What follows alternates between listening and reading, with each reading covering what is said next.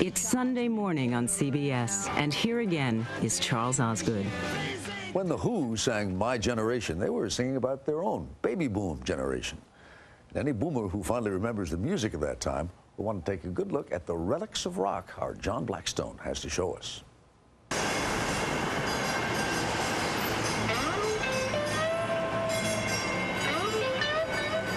It was dusty, it was musty, it didn't smell real good. You could see that there'd been mice around periodically.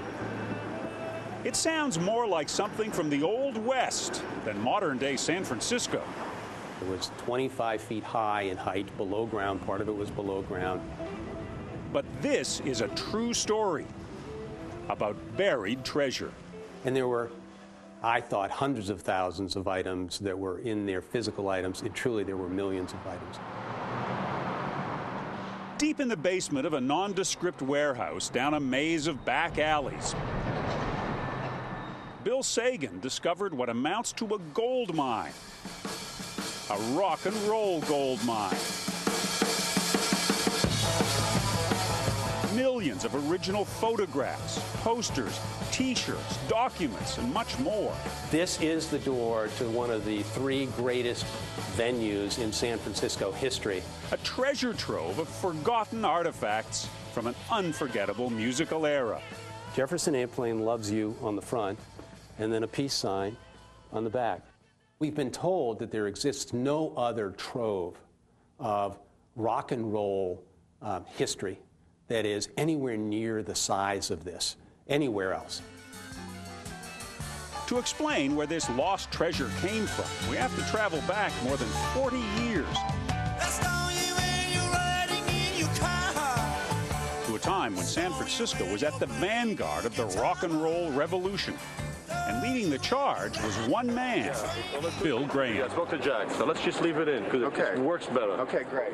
From the first concert he staged at San Francisco's legendary Fillmore Auditorium in 1966, Bill Graham became one of the most influential figures in music history. Many say he literally invented the concept of the rock concert. Bill Graham did something that very few people do in the world. He started an industry. Live performance music in music halls, rock and roll. He broke these bands. If Bill Graham hadn't been there, would Janis Joplin have been as big?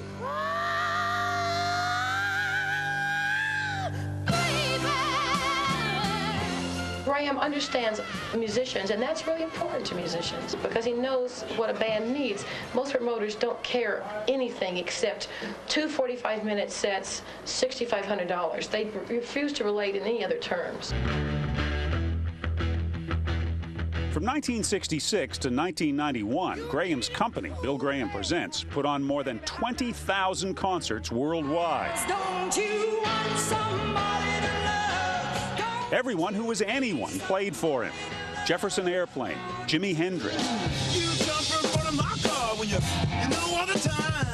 The Grateful Dead, Led Zeppelin, Pink Floyd, the Rolling Stones, Santana, Springsteen, U2, you name it. The list goes on forever. And for nearly 30 years, Graham saved everything he could get his hands on from every concert he ever put on.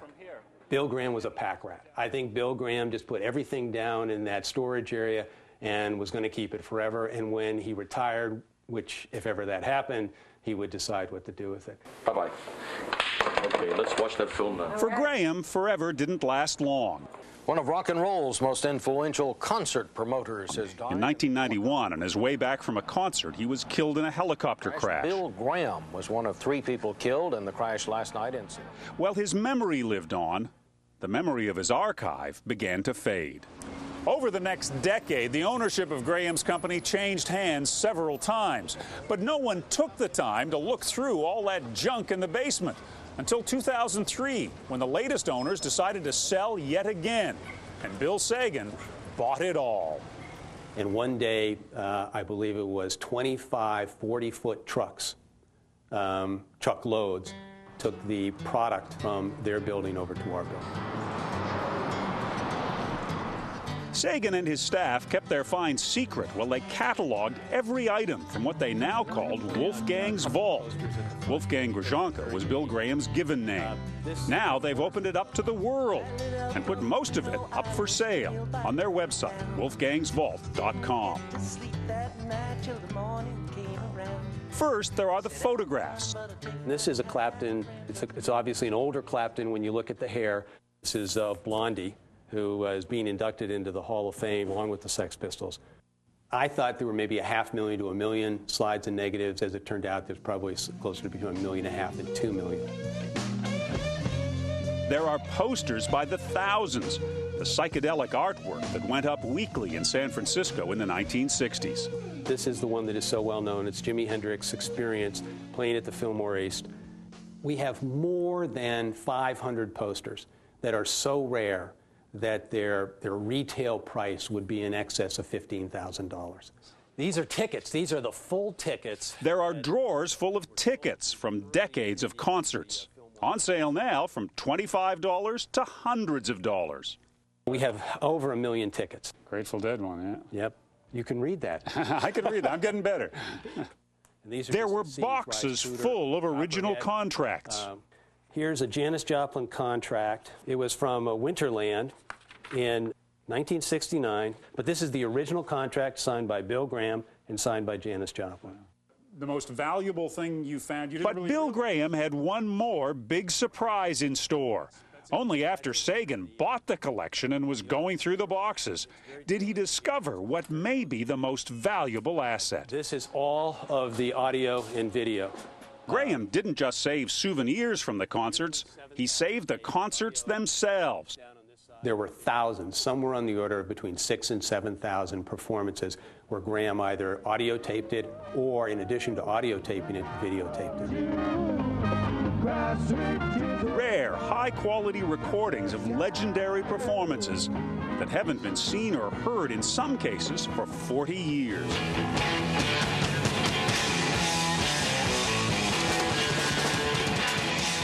The Who's last performance of their rock opera Tommy, before drummer Keith Moon died at age 26.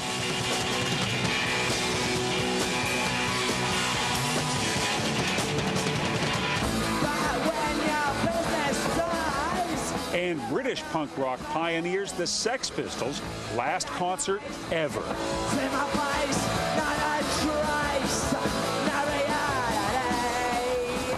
Bill Graham's cameras had captured most all the big names through 3 decades of rock. Bands like Chicago, Lynyrd Skynyrd, Peter Frampton, the Allman Brothers,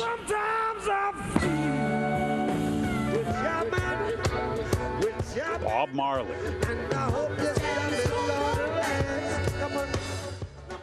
and even more concerts were discovered on audio tapes. Fans can now listen to previously unreleased versions of some of their favorite songs.